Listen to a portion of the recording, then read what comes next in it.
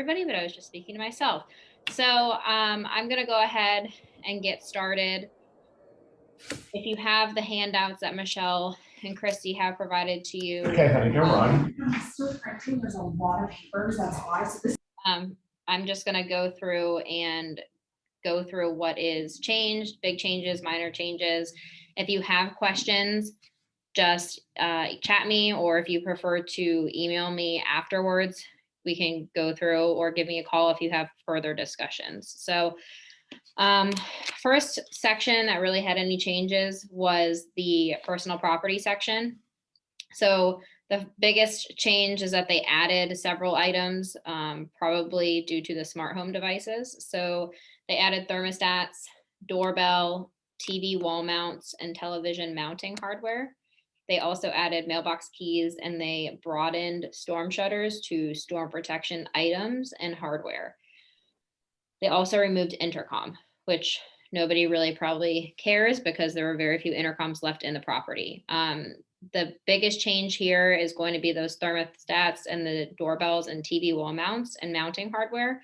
If you have a seller that you're working with a listing and they are not wanting to leave that Ring doorbell or that Nest thermostat or even their mounting hardware, you need to exclude it in 1E now. So Mallory, yes. would it be possible for you to share your screen with us so we can see where you are on the contract?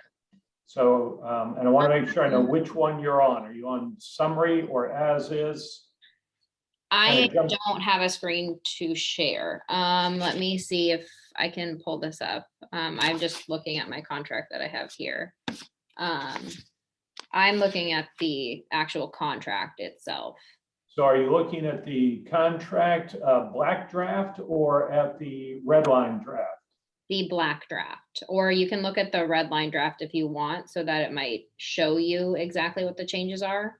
I've just been looking at it so frequently that I'm just using the black draft, but red line is probably best for everybody so that it's directing you where the changes are. And let me get that up and let me see if I can share that so that it'll be a lot easier for people to follow if we are pointing to where we are in it. Sorry about that. So were you under personal property section? I was on 1D. Real quick, Mallory, these changes, are they the same for as is and standard, or are we just focusing on the as is contract right now? All of the changes are identical except for very few in section 12 for the standard contract. There is very minor things. I'm going over the as is contract, but when I get to that section in section 12 that I know is there in the standard, I'll tell you what they are. They're very minor, but the big changes are all the same throughout both contracts. Okay, so do you have my screen? Is everybody seeing my screen?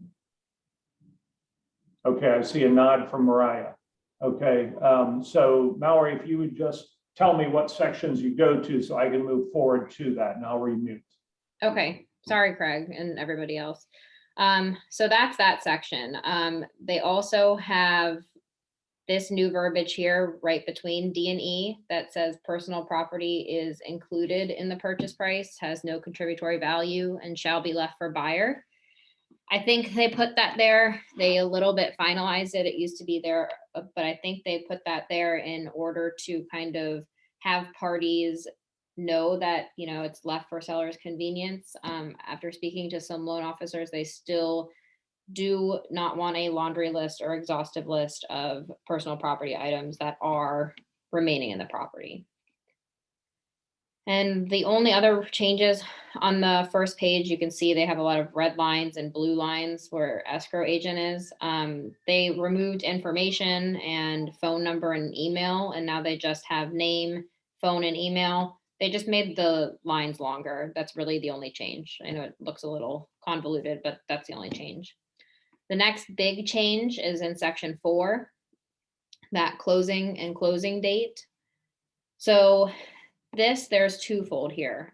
They have redefined what collected means in this contract. Now, according to standard S, which you don't need to switch to that, we'll keep here on this section.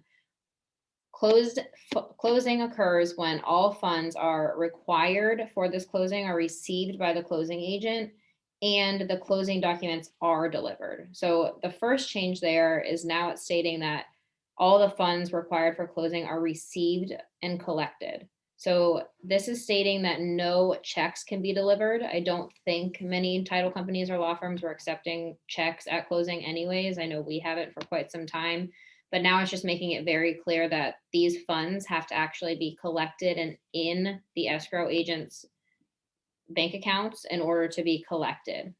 The second prong of that is going to touch upon mail away closings, especially with buyers. So now instead of it saying shall be delivered in regards to those closing documents, now they are delivered. So in order for us to close on the closing date, all those funds have to be there and all documents.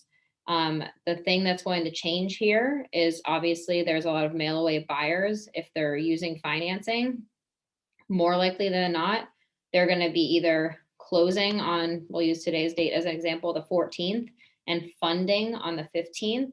The way this new contract is written, and a contract addendum would need to be written because we would not be subject to that closing standard now. So if you know right away when working with the buyer, if they're going to be a finance mail away, in order to be contractually compliant, you either one, have to be speaking to your loan officer or have the buyer speak to the loan officer and make sure that they can pre-sign so that the closing date can still be just say the 14th, but the buyers are signing on the 13th and then the documents are still delivered on the 14th. That's the closing date. Or if the lender will not allow pre-signing, and there are some lenders that just will not allow it, they have to sign on the closing date. You're going to need to put in the contract additional terms that the closing date is X date and the funding date is a separate date. And both parties need to agree to that now.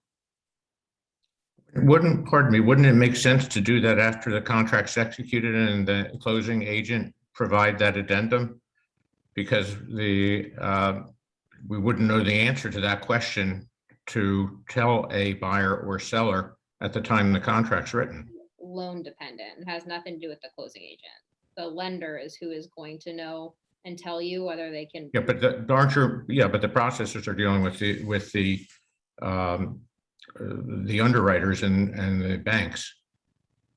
Yeah, but they should know, no matter prior to a contract, what their process is. They should know if they can allow pre-signing or if they cannot. Obviously, it can be amended after the contract is executed, but it's best practices to have everything signed and delivered. Because what if the seller says, I don't want to do that? Then you are opening your buyer to potential defaulting in the contract if the seller doesn't agree to it. What would be the difficulty of having it signed, showing that it, or saying that it's going to be signed and funded the next day and just leave it that way and get it signed, and that way you're covered, because otherwise it would just close earlier and that wouldn't affect the seller. That's what I'm suggesting, is to put. Okay, great. Thank you. I'm sorry for the confusion. All right. And then moving down to section 5. Howard, your microphone has gotten quiet. I've got my volume all the way up, but I'm just barely hearing you.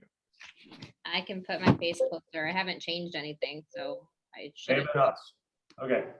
And then in section 5, it made it very clear. We used to get all the time from out-of-state lenders that, you know, oh, there's an automatic extension for 10 days. This is pointing to this section. Now the contract reads a little bit differently. It states very clearly that this section is only allowed if 8B is checked. So if this is a finance contingency deal, if loan approval has been obtained and the underwriting is complete. So it just makes it more clear. We obviously all understood that that section for an extension up to what used to be 10 days, now it's 7, was only for CFPB delivery requirements. And most typically that's if the CD was not signed by the buyer in time, or if the lender did not provide it to the buyer timely. It's very clear now that it's the very last step of the process. It's that only that CD delivery requirement, loan approval has to be obtained, and lender's underwriting is complete. So that just made it more clear as to what the point of that extension is for. And again, it's never automatic. And now instead of 10 days, it goes to 7. And that's standard throughout these new contracts. They have removed anything that did extend 10 days. The other part is that force majeure. Now everything is 7 days. So how often were you seeing this incorrectly used, where an underwriter had not finished yet, and so it automatically kicked it out? Was that common? So it was tried to be used very commonly, most of the time with out-of-state lenders who didn't have their ducks in a row, and they would say, oh, it's fine, we have a 10-day extension. That's not the case. I have seen this come into play a couple of times when the lender sent the CD maybe at 10 p.m. the night before, when the buyers needed to sign and the buyer was sleeping. So instead of signing it 3 days before, they signed it the next morning. That's a very good example and clear cut reasoning of when that extension would apply. It's only for when that 3-day CD rule has not been met. That's that delivery requirement that the CFPB is defined as in the contract.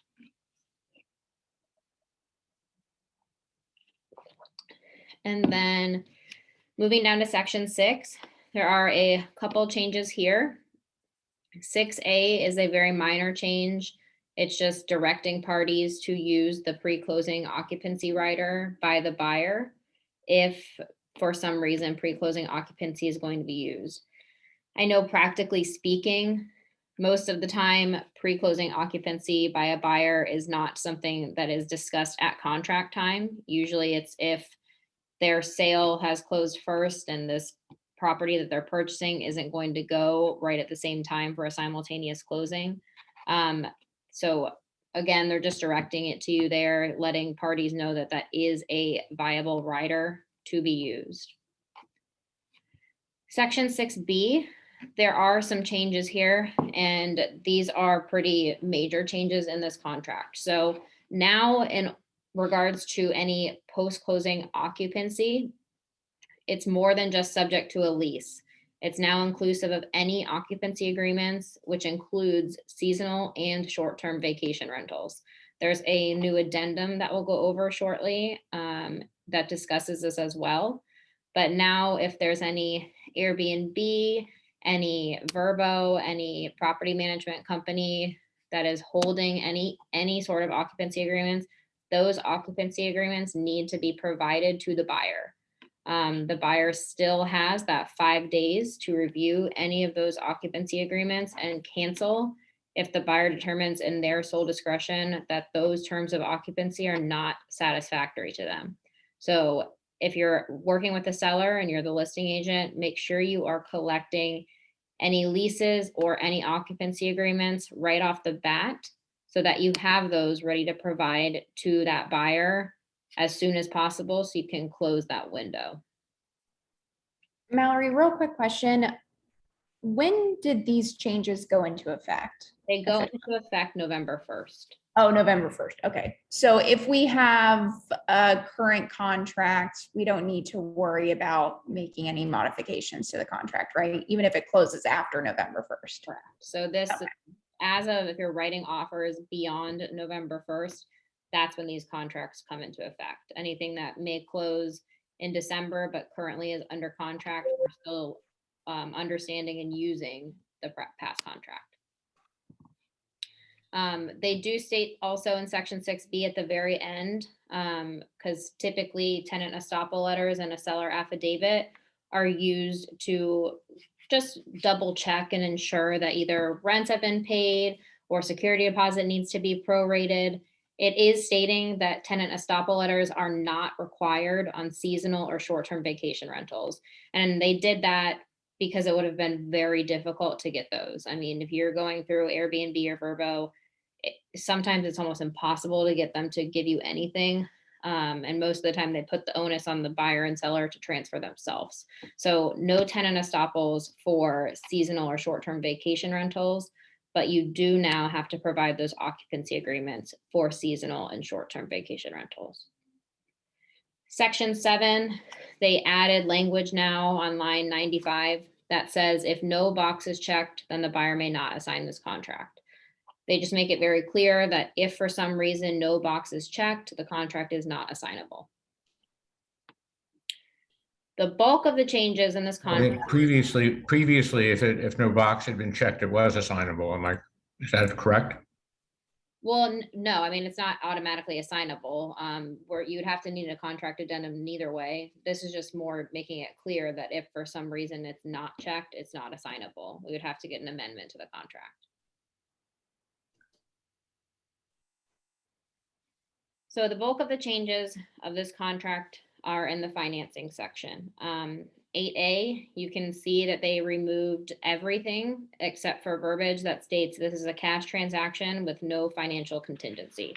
So it makes it very clear that if that box is checked, there are no financial contingencies whatsoever, no financial obligations whatsoever. So if that's that, cash, easy enough, they took away all the other language. And then to B, so it's kind of tricky to read this with all the red lines and green lines and blue lines. I'm gonna go through it broadly. So Craig, if you would just want to scroll to the top of page 3 of the contract and leave it, keep going, leave it like at the top of it, and then we'll just go through it there. So the biggest change is that loan approval now includes an appraisal. The appraisal has to be back and it has to be in value, or loan approval will not be provided. Loan commitment conditioned on obtaining approval is not loan approval, and it very clearly states that in the contract. So now, loan approval in the contract is defined as 1, the buyer obtaining a mortgage commitment or loan approval for if it's fixed, conventional, all of those terms. And then at the very top, line 109, all of that is the new language. And buyer's mortgage broker or lender received an appraisal or alternative valuation of the property satisfactory to the lender. So that can still be an appraisal waiver. So an appraisal waiver is an alternative valuation of the property that's satisfactory to the lender. So it's not taking away the ability for the lender to have that. But it is including appraisals in the loan approval now. That is going to be the biggest hurdle and probably the biggest step to get over right now. Especially, we need to be educating our buyers that they're going to have to be paying for their appraisal way sooner than they used to, or they're just not going to get loan approval and they're not going to meet their deadlines. I know that's probably going to cause some contention because buyers don't want to pay for the appraisal if they're not out of their inspection period. So we need to be making sure that the contract deadlines are lining up appropriately. So if you have a 45-day closing and you might not want to have in a 15-day inspection period and then a 30-day loan approval, you might want to extend that loan approval period because your buyer is probably not going to want to give the approval to obtain and purchase that appraisal until after their inspection period. Then you're already at the 16th, 17th day of that contract. Even if you order it timely, we're not sure if that's going to get back within the next 12 to 13 days. So that is the biggest change here, is that you're really going to have to be educating your lenders too. Again, not trying to stress the importance too much of working with a local lender, but a lender in New York or California has no idea that the contract changes. They are going to have no idea that the contract changed in Florida. So you might tell them, hey, the appraisal is part of the loan approval now. They might have no idea what that means. So working with a Florida lender, even more importantly, a local lender, they're going to be aware of these contract changes, and they're going to be making sure that your clients are protected. I see this as a lot of trip ups happening. I mean, it'll be a good thing in the long run because this was an out that so many buyers had that made financing less effective in on an offer. And this strengthens the financing because the seller will have a loan approval will be more of a real loan approval. 9 times out of 10, the condition that is listed is the appraisal. So this pushes that up earlier. Yes. That's good. It is good, but I do agree it is going to cause some issues at the beginning. I think I'm on the Realtor Attorney Joint Committee. and we work very closely with people who are actually on the committee of drafting this RBAR contract, and their intent with a lot of this was so that contracts are not falling apart 4 or 5 days before closing. They want Right. contract to go effective, it stays effective. So they've added another thing in this section 2, that now the buyer can provide seller with property evaluated conditions. They can tell the seller what's going on, what the lender is asking them to use and to fix, so that they can start fixing those items prior to a couple days before closing. So moving down to, I'm right now on line 115. This is in regards to the sale of buyer's property rider. So in the old contract, the contract that we're using right now, if the rider was attached, no loan approval. If it wasn't attached, no loan approval. The contract very explicitly stated that if the buyer's property, or if this purchase was contingent on the buyer's home selling, they would not be ever deemed to have loan approval. Now, the contract states that if rider V is attached, and that's that rider, that sale of buyer's property, they can get loan approval. And the reason for them doing that is because they're stating that the buyer is disclosing that their home is contingent to the seller. It's part of the offer. They can get loan approval. If that rider is not attached, they still cannot get loan approval. So with that rider attached, it becomes a condition of the approval. Correct. Real quick, Mallory, can we go back to the appraisal conversation? I feel like there's a lot of pressure on buyers to waive the appraisal contingency altogether, and sellers are expecting that. So how does that work with this change? So we're going to figure it out. I know it's going to be a kind of see how we are going through it, because I've spoken to lenders that I work with, and I said the same thing. I said, I mean, right now everybody's waiving an appraisal anyways. So yeah, does this really even matter? And she was saying that her underwriter is not going to like that they need to now, with this new contract, have some sort of appraisal done. Obviously, everything in the contract is negotiable. So I'm sure we're still going to see appraisal waivers happening. I think verbiage is going to have to be tweaked a little bit to perhaps state that buyer and seller are agreeing to waive the appraisal and the requirement for loan approval to be met with that appraisal. I think it's going to have to go a little bit further than just appraisal is waived. I think it's going to also say that the parties are agreeing to remove that requirement under loan approval. It's going to be something that we see kind of how it goes, because obviously this contract isn't in use right now. So we're going to see as things go how they progress. But I think that's probably the biggest change, is that we're going to have to include language that says that both parties are agreeing to not condition loan approval on the appraisal. And also, everybody remember back to past changes, the majority of realtors don't pay attention to the changes. And so if you've got a listing and it's being submitted, there's a 8 out of 10 chance or a 7 out of 10 chance that the realtor submitting the offer on your listing doesn't know or understand these changes for probably a year, until they stub their toe a few times. So it puts the monkey on your back to protect your seller. And then another thing, because of the appraisal being added into loan approval, lines 118 through 122, now they include that the buyer paying for the appraisal is part of them using good faith and diligent effort. It is also important to note that the buyer's failure to use good faith and diligent effort is considered default. So now if that buyer is refusing to pay for that appraisal when the lender is saying, hey, we need to get this paid in order for you to get loan approval, if the buyer is refusing to pay it, probably it might be considered a default. So you don't want your buyers to be putting themselves in that situation of, I don't want to pay for this, I'm not ready.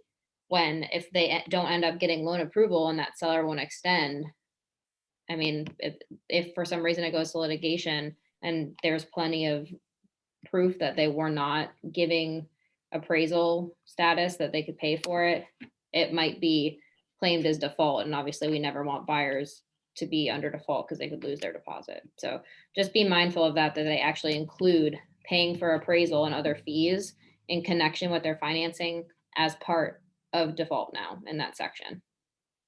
So if you're representing a seller and you receive loan approval notice from a buyer, do you need to, you can't really assume that they have an appraisal already done, right? So is that like a follow-up question? And they're not required to actually send you that appraisal either, right? They are not, no.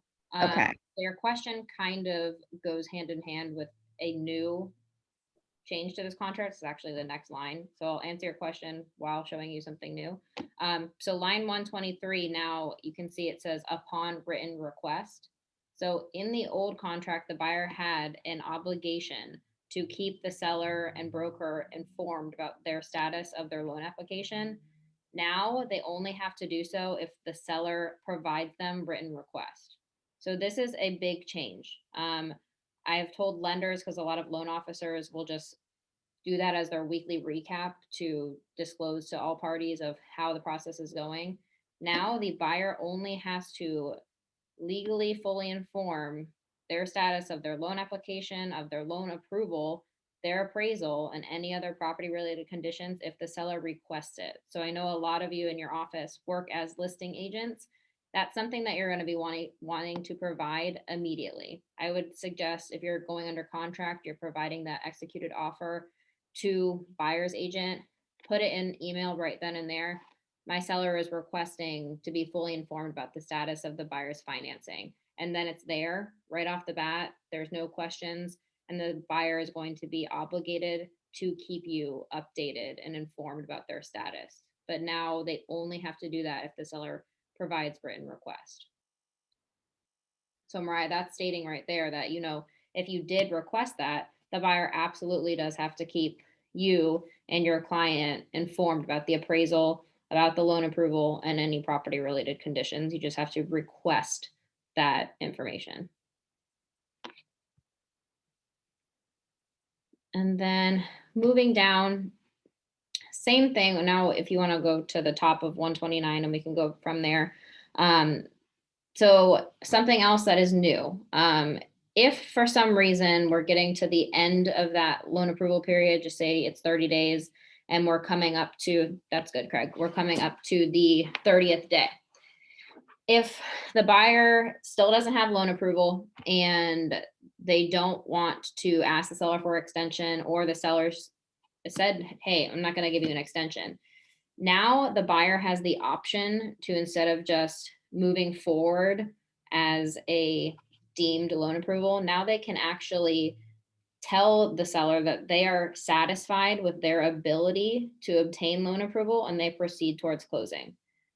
So that the big change there is because if for some reason they did not provide that language and that written notice that they are comfortable moving towards closing, they default to an 8A, which now just clearly states it's cash. So I know it's going to be a little bit of how confident is my buyer? Does the buyer really want to have that huge onus on them? But if their seller will not extend loan approval, the buyer does now have the option to say, hey, Mr. Seller, I'm confident that I'm going to get loan approval. I'm going to proceed to closing. And then the buyer still gets to use the rest of their financial contingencies. So if for some reason the seller defaults, or if the property related conditions are not met, they can still potentially get their deposit back. Whereas if they did not provide this notice to the seller of, I'm comfortable moving forward, they default to an 8A contract and do not have any of those protections.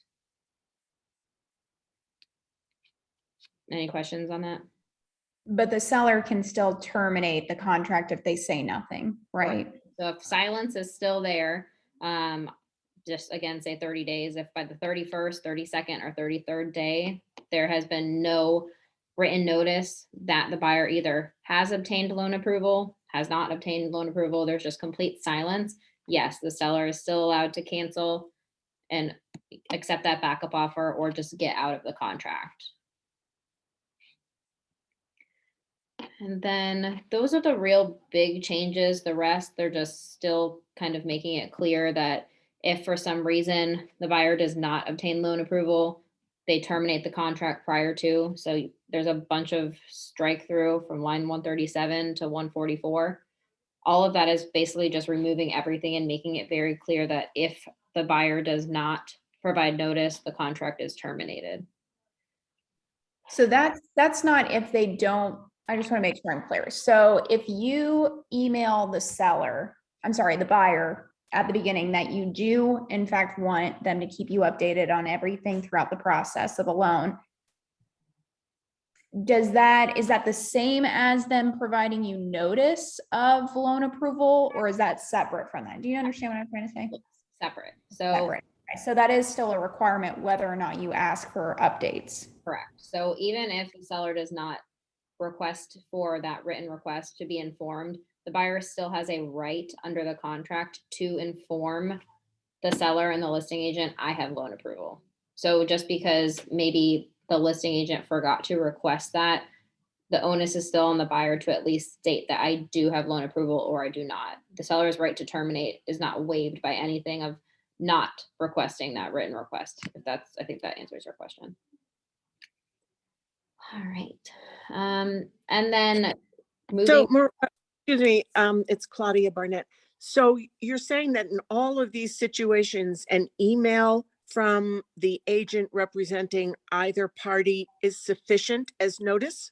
correct, you are authorized, if your seller authorizes you, if your buyer authorizes you, but more likely than not, they do. And they authorize us through the listing agreement?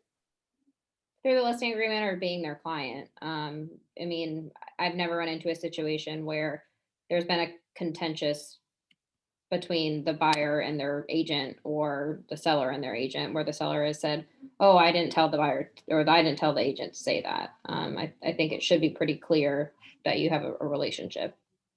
So we're not going to have a form, for example, that it would have the language that we aren't removing the financing contingency.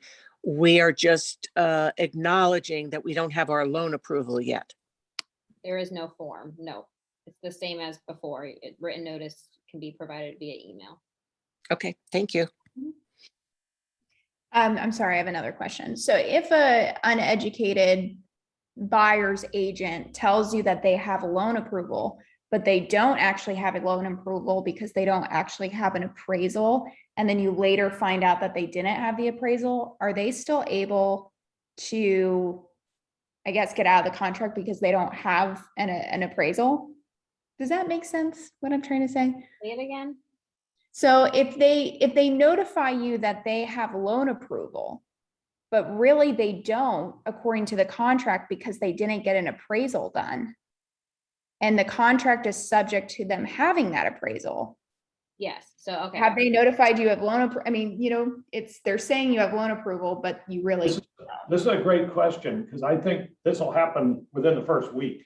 yeah. Yeah, I agree too. So the way the new contract is, loan approval in the contract is having loan approval and then having an appraisal. So if the buyer is stating, I have loan approval, and they're telling you I have loan approval, it's not our onus to educate them. If they're saying we have loan approval, we have to expect that they have appraisals, that they are moving forward, and that's how they're moving forward. If they don't, no, and it doesn't come back, they can't, just because they haven't met the two-pronged test of what now loan approval is, they can't back out because of the appraisal, because this contract makes it very clear that any loan approval conditioned on an appraisal is not loan approval. So I'm sure if we got to the point where, we're 4 days before closing and they say, oh, well, my appraisal came back and it doesn't meet the terms, we can point them to the lines in the contract that say it doesn't matter. This contract now is not conditioned on an appraisal.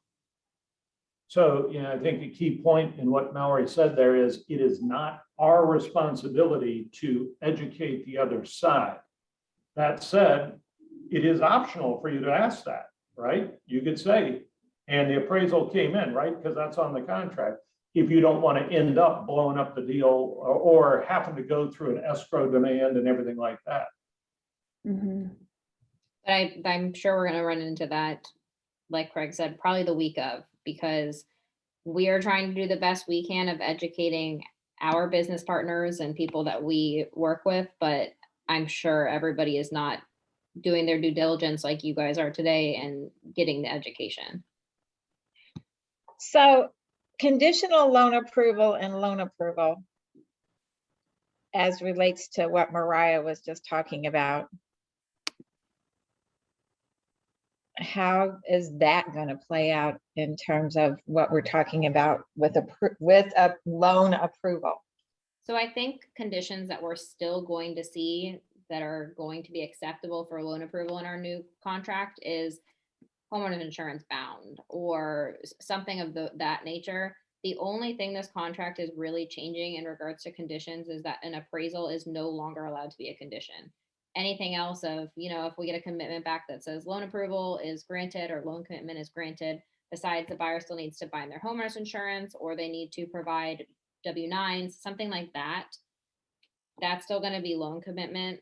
Those are very typical, and that's also buyer dependent too. The contract still does not really well define what is loan commitment and what is not loan commitment. So I have some buyers that I work with that they will just force any sort of loan approval extension until they have no conditions. That's just how they are. And then I have some buyers who are fine with moving forward with loan approval that's conditioned on finding homeowners insurance, getting their W-9, sending over other things that they know they're going to do. And now this new contract kind of gives those buyers the ability to move forward with loan approval if they're comfortable and satisfied with their ability. So in regards to other conditions though, the only change is that an appraisal is not allowed to be a condition anymore. All right. Which So- was the most common condition that blew up a deal at the last minute. Absolutely. So that's the biggest change in financing. Obviously, it's a moving wheel. We're going to learn new things as we go on. But those are the biggest changes in the financing section. And then at the very end of financing, lines 152 to 159, that's where prior to it had said that if loan approval had been obtained, then there were still 3 ways that the buyer could get refunded their deposit. Those 3 ways being obviously 1, seller defaults, 2, property related conditions, excluding the appraisal, and then 3, that appraisal. So obviously 3 is gone now. The appraisal is never going to be something that the buyer can get out of if loan approval has been deemed. So now the only 2 ways that the buyer can get refunded if they do have loan approval is if the seller defaults or a property related condition. In section 9, not too much of changes here. 9A, cost to be paid by seller. You can see on line 169, they include charges for FERPTA withholding and reporting. I think most people were aware of that. Now it just makes it very clear on the contract that that is the seller's responsibility. They pay for any FERPTA withholding and reporting charges. And then the next highlight is 219, line 219, where survey is. So the survey used to be conditioned and tied to the title evidence deadline, which in the title evidence deadline, it used to default to, if it left blank, 5 days prior to closing for cash, and it was 15 days prior to closing for financing. Now, regardless of what type of contract it is, and regardless of the title evidence deadline, the survey has to be back at least 5 days prior to closing. I'm a big fan of this change. I think it's going to be helpful for when we have these 30-day finance transactions and the title evidence deadline defaulted to 15 days. We were extending that on our end a lot because buyers didn't want to provide us with the authorization to purchase that survey until they were beyond their inspection period or they knew that they were moving forward. Now we have a lot more time. We have up to 5 days prior to the closing date to make sure that survey is back and we have time to review it. So that's a change there. I think that's going to be a good change. I can't see many people complaining about that one. There is a change in 9FB, line 226. Nothing monumental, but in regards to how it used to just say either it's prorated through taxes or seller pays the special assessment in full prior to closing. Some assessments were not readily available and allowed to be paid in full. So the Longboat Key one, that is allowed to be paid in full, so we're allowed to do that. There are some in Hillsborough and Pinellas County that are unable to be paid in full. So now if they are not, the contract just says, for any assessment with the public body does not allow prepayment, option A is deemed selected. And then lines 232, 233, this will also be a really good change. I don't know if Jason is on this, but him and I actually went toe to toe with another attorney in town about special districts this year. Now it's very clear that they're prorated through the tax bill. So before it just only included chapter 190 in the Florida statutes, which is CDDs. Chapter 189 is special districts. So that's that Lakewood Ranch Stewardship District. Very clear now that it is prorated through taxes. And just to add to that a bit, because some of you don't really work in areas that have that in Sarasota or Bradenton, but the terminology used for CDD versus a stewardship district versus a special assessment district varies all over the state, Fort Lauderdale, et cetera. And so this expands it because attorneys were trying to trip it up. Hey, it's not a CDD. We still see a lot of those, but under different names. So you have to be aware of that when you look at the tax record. I'd like to give Mallory a little bit of a shout out with that as well, because her finding and digging into the contract on it and being proven right was a big savings in my commission, because I thought I screwed up from another prominent attorney that I'd done a lot of business with for the first part of my career. So she's won my business going forward. That was a huge save. Thank you. All right, so the next section where it says line 242, it's a statutory change. So in 2019, there was an update to the Florida statutes in regards to how we as closing agents can close open or expired permits. I don't know if anybody read that in 2019, but the basis of that, the big change was that, hold on, let me move my phone.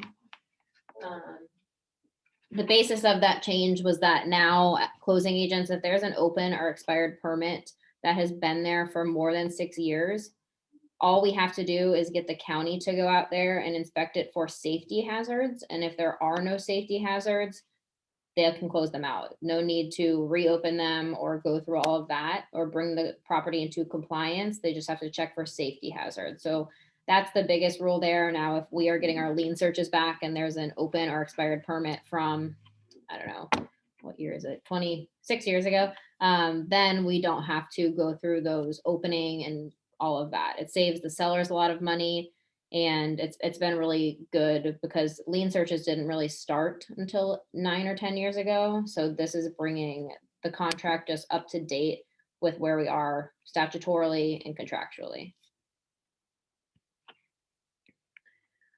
And then moving down, for the flood zone section, they removed those last lines there. Doesn't really do too much. The FEMA rule is still in apply. It's just removing that the flood insurance program can assess additional fees. It doesn't have any real changes for the contract. I think the next biggest change, this is not in the as-is contract, but for the property maintenance in the standard contract, how I said I would just touch upon it. The only change in that is in the section 12B3. It just states that the seller can have repairs completed at their expense, which they already were doing, and it was still going hand in hand with the repair limits. It's not in this contract, but that's the only change. Everything else is the exact same from this contract to the other one. And then now, Craig, if you can go all the way to page 11 of this, we're in time under standards F.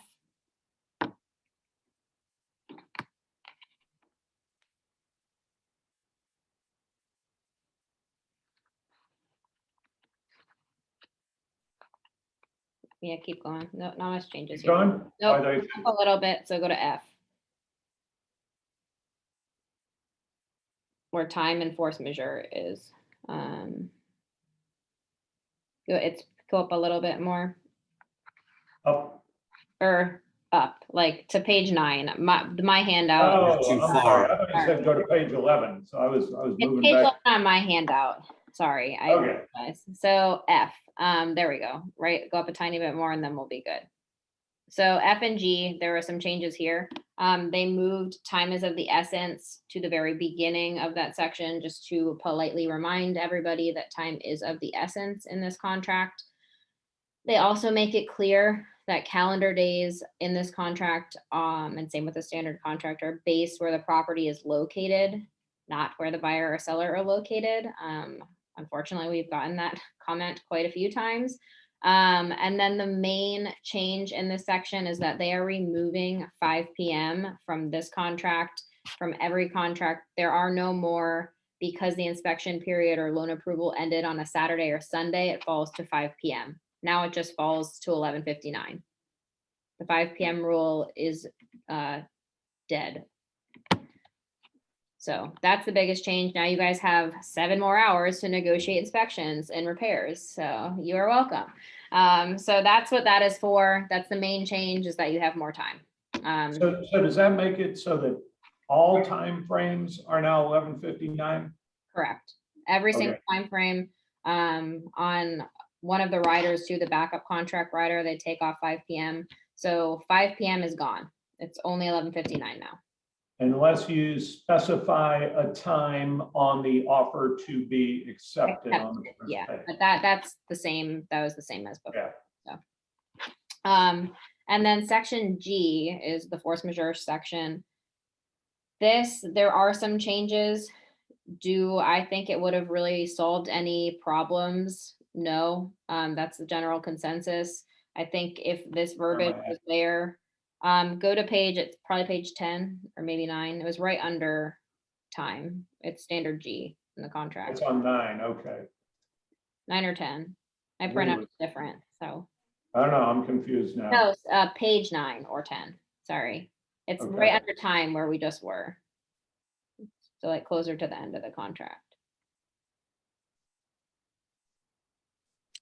Line 475. Okay, Thank you.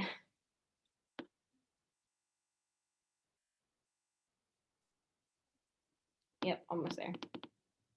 Okay, that's good. So they have added a lot of words and then they took away some things as well. So now force majeure not only is about buyers' obligations or sellers' obligations, it's about their rights that they have under the contract too. So it applies to those. They also added, as you can see, what defines force majeure. So now they have civil unrest, governmental actions, mandates, government shutdowns, epidemics, pandemics. The reason why I still don't think this would have made much of a difference if we did have this in last March when all of this started happening is that is the first prong of the test, is to have your event be defined as a force majeure event. And yes, so that first prong of the test would have been met because now pandemic, shutdowns, mandates, all of that is inclusive. However, the most important prong of the force majeure test is that there is unavailability of services and insurance isn't able to be bound or not able to do things. Availability of service, insurance, approvals essential to closing, those were all really still able to happen in the state of Florida. We did have a couple weeks where it was difficult to get to banks or you couldn't get a mobile notary. But even with this new language of including epidemics, pandemics, shutdowns, the second prong still would have been able to be met down here. And I think that was our biggest hurdle last year is we had so many out-of-state buyers from Pennsylvania, New Jersey, wherever, that they were shut down. But the way the contract is written, and it's still written like that, if the availability of services in Florida is still available, then you still have to close. Force majeure is not met. So they did include that language. It does define now when the force majeure event starts. That's line 482 and 483. So it does state that it's deemed to have begun the first day of the effect of the force majeure event prevents performance, non-performance, or the availability of services, insurance, or required approvals. So they added language there. Again, all the attorneys here at BPE, we spent significant time going over this, and we all were unanimous that this wouldn't have really done much for what happened last March. They do, if you scroll down a little bit, it still does now have 7 days here. And then still the same language of if something goes beyond 30 days, either party can terminate. That wasn't added, still there. Just want to show that there. So that's that. Not too much changes. The last two things that we have here, Craig, is O, line 650.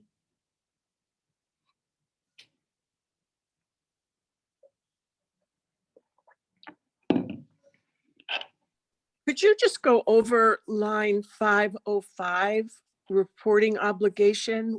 What is that? I mean, is that referring to Bitcoin, for example, or I'm not sure. 505. What line So 505? that's only that's in Miami. We're not FinCEN, so it Oh, doesn't. okay. Yeah. Okay, That's I didn't know. only in Miami. Is there anything else like that that's only in Miami? There's one other section but it applies to FinCEN and they have a Miami-Dade provision, but the only place that does that right now, to my knowledge, is Miami, that reporting obligation. So section O, it's line 650. Or no, sorry, I'm in the standard contract, so go up, it's not 650. I didn't realize we were doing as is contract. It's the same thing basically, but What am I looking for? you're looking for, it says contract not reportable, persons bound. What? Go up a tiny bit more. It's like 562. 562, 552. Perfect. That's great. Oh, okay, sorry. So where it says all notices must be in writing and may only be made by mail, fax, personal delivery, or email. Go down a tiny bit more, Craig. So 565 to like 570, if you go down a tiny bit more, just so everybody can see it. That's where I'm at, 570. Is Yep, that not showing? I guess my computer had a delay. I see it now. So they removed electronic media, including PDF. From my understanding, they did that to remove that agents are sharing contracts via text messaging. I don't know how many agents were doing that, but that is not an approved method anymore. They're really directing parties to use email because texting can get deleted. And so now it's stating that all notices are only allowed to be by mail, fax, personal delivery, or email. So they removed that PDF and they removed the electronic media in regards to remove texting. Okay, Ben, if you're on right now, please ignore the advice I gave you earlier today. Well, until November 1st. This is till November 1st. So you can keep listening to Craig. So When we get subpoenas, which we do get on a regular basis, we are expected to provide all text messaging records. Would that still hold true, or does this negate that?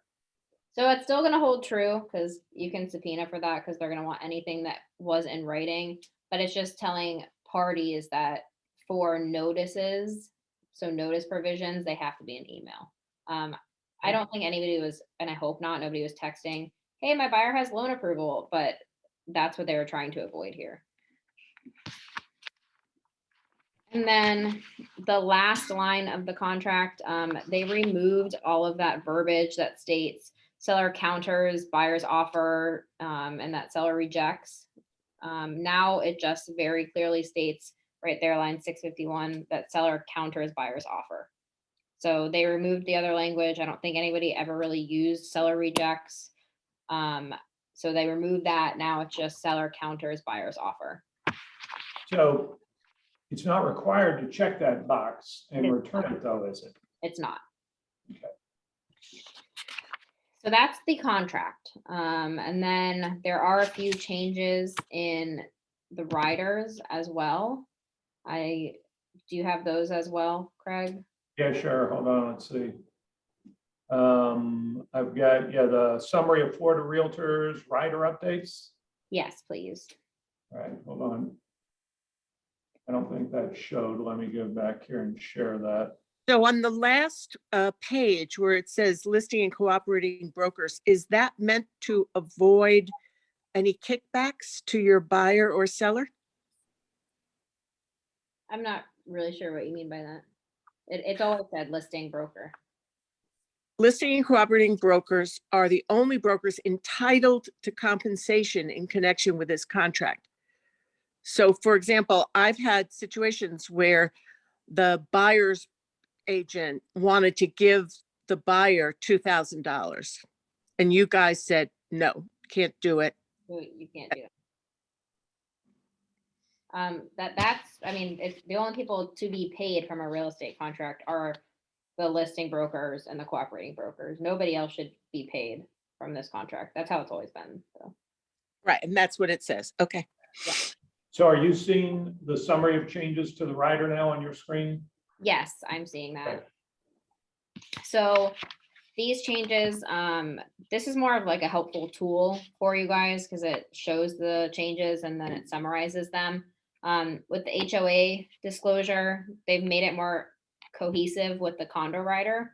All of these changes are good. They always had approval on HOA. Now they just make it very clear on line 1. You see the red line there. So same thing with the condo rider. Now it's just clear on the HOA rider. And then if you scroll down to section 2B, that's where the bulk of the changes are on the HOA rider. Again, it's the same thing as the condo rider, but the HOA rider previously did not discuss what happened with association assessments that were levied beyond the effective date and are due and payable prior to the closing date. Now it does. So this is the exact same way that the condominium rider works. It just now is inclusive with HOA. So that's a good update to have. Now everything will be cohesive and the same thing if it's a condo or an HOA. But the contract isn't subject to them being able to review the HOA documents, right? Correct. Okay. Condo only has that 3-day rule. And then the FHA and VA rider, they finally defined what the VA is in the contract. So that's not listed there, but in the definition sections, they had never defined VA. So now they do. And now they have deleted termite inspection, roof inspection, and it's broad. It just states lender required inspections. And they define that as appraisal repairs. So that's what the definition of the contract, that what the VA or FHA can contribute. The biggest changes are, go down a little bit, Craig, for FHA, you can see if for some reason that section is left blank, then it automatically defaults to the seller being able to contribute a max of $100 if it's left blank. So if you are working with a seller who does not want to contribute to an FHA or a VA buyer, you need to put 0 there. If you leave it blank, you're putting the seller on the hook for up to $100. With VA, it's $250.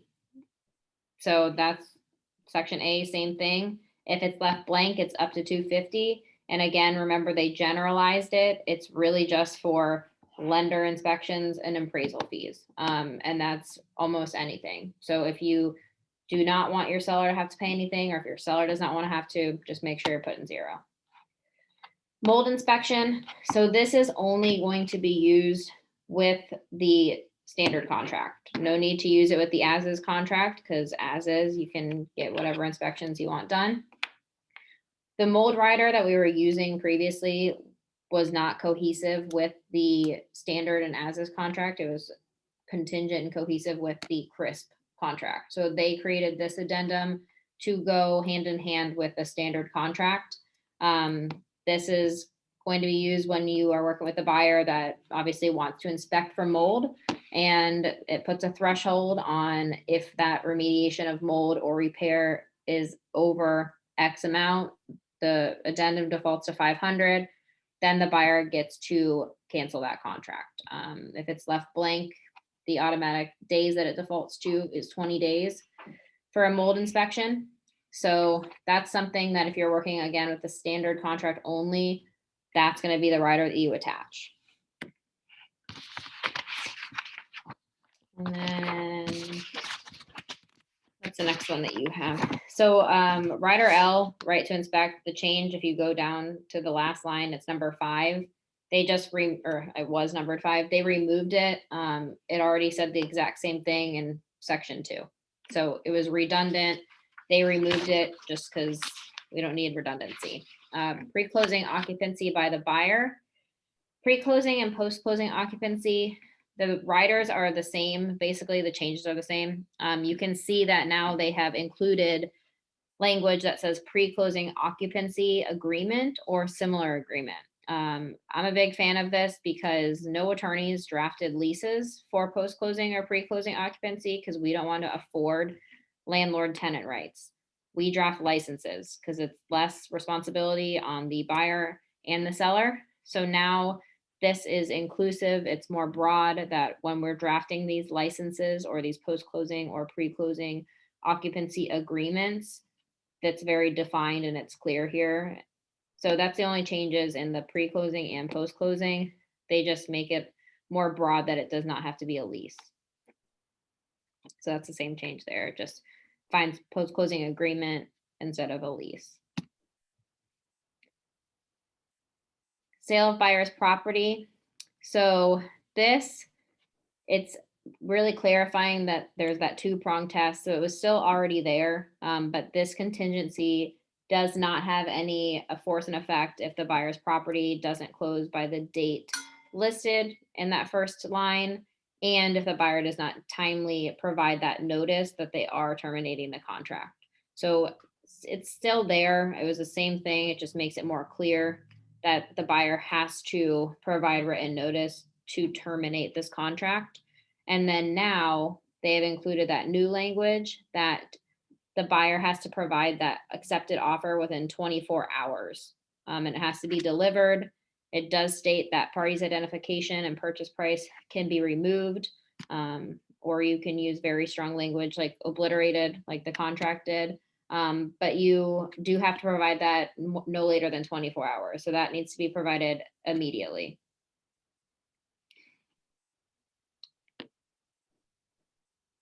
Backup contract. So earlier when I said that 5 p.m. has been removed, again, they removed it here. So the 5 p.m. deadline is now gone. It's consistent with the other contracts and riders that it's 11:59 p.m. And then the second change clarifies that if a deposit has been made, and this is the backup offer is terminated, obviously we give back the deposit to the buyer. I don't think most people give deposits until they're in first position, but if they did, now it makes it clear. And then the last two, these are brand new. So this one, seasonal and vacation rentals after closing. This again is included in section B, but if you are working with a property that does include seasonal and vacation rentals after closing, this needs to be used. And this is very important. I see this more and more frequently, especially on Anna Maria, Longboat. There's seasonal and vacational rentals everywhere.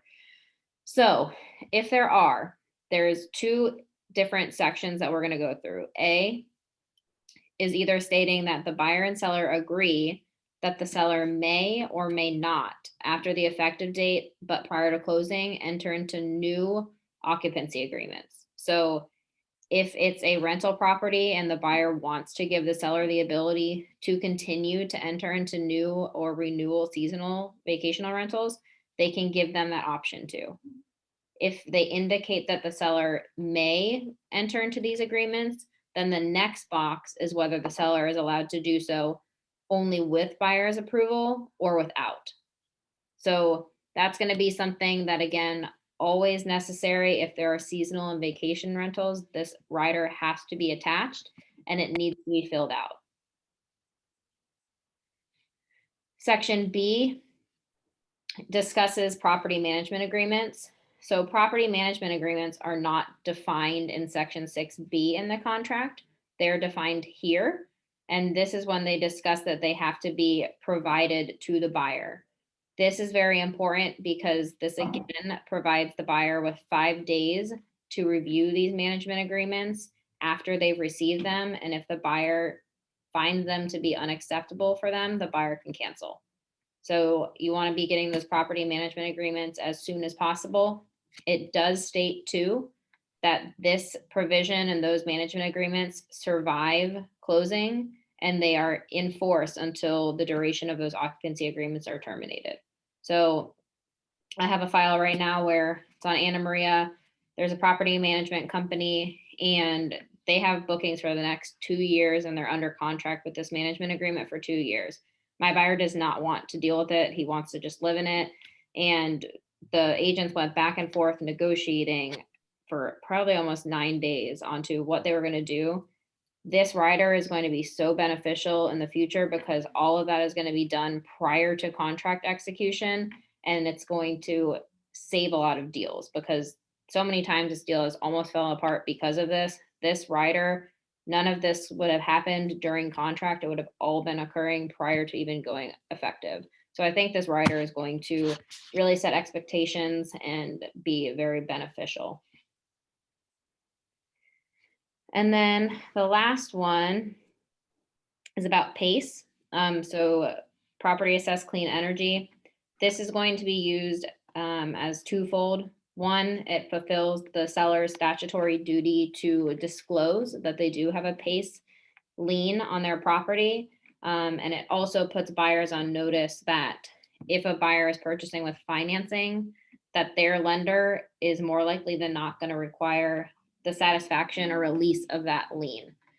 The easiest way to go about this, if you're working with a seller, when you're getting that listing agreement signed, ask them, hey, do you have a PACE lien on your home? If they don't know what that is, they probably don't have a PACE lien on their property. If they don't really know, you can sometimes find it on the property appraiser's website on the tax collector. The county is usually a year backed up. So I've had instances where I know that there's a PACE lien on the property, but it doesn't reflect on the property appraiser's website. That does show up as a lien on title. So we always have to satisfy them or either pay them in full. I've also heard this being used for hot water heaters and solar panels. That's usually the 2 biggest ticket items that these PACE liens are used for. So this is also going to be good. It was a huge hiccup on a lot of files that the seller had no idea that they were required to pay it off, or buyer didn't realize that they were going to have to either have the option of getting it paid off or assuming. So anytime a property does have one of these liens on it, this rider needs to be attached, and it does twofold. It provides the seller statutory disclosure, which is at the bottom if you go a little bit more, Craig, and then it lets the buyers know too. And then that's it. Those are all of the changes. So the biggest things to take away, really no 5 p.m. rule, the personal property section, just be mindful of what is there now and what your sellers might not be wanting to convey. And then obviously the appraisal being added to loan approval. Those are probably the biggest changes. I'm happy to answer any questions. Once you've digested all of this information, you can email me or give me a call and we can talk through more things together. But that's all I have for today. Thank you very much. You're welcome. Anybody have any questions they want to ask now? Or are you all learned Is out? there any reason why we would need to look at the standard contract, or the changes pretty much the same? They are exactly the same except for that one that I pointed out to you where it says at seller's expense. You can take a look at it. It's in section 12B3, but it's 7 words. So it's nothing Okay. mental. What you've learned here today will set you up for success on either contract. And I think before everybody peels off, most of you already know this, but it's worth restating, because the longer I'm a broker, the longer I realize how different contracts are in every single state. And a lot of the pushback and confusion that we get is because either the buyer who has purchased or sold in another state, or their attorney or their lender really is thinking about things from their home state's perspective. So this is going to be just all, in addition to our contract being different, all the changes will be even more so. So keep that in mind. And this goes into effect November 1? Yes, ma'am, Yeah. November 1st. Okay. Well, thanks, Well, everyone. sounds good. Thank you very much. Bye. I'll see some of you guys on Tuesday. Okay, sounds good. Yeah, Tuesday, sales meeting, Tuesday.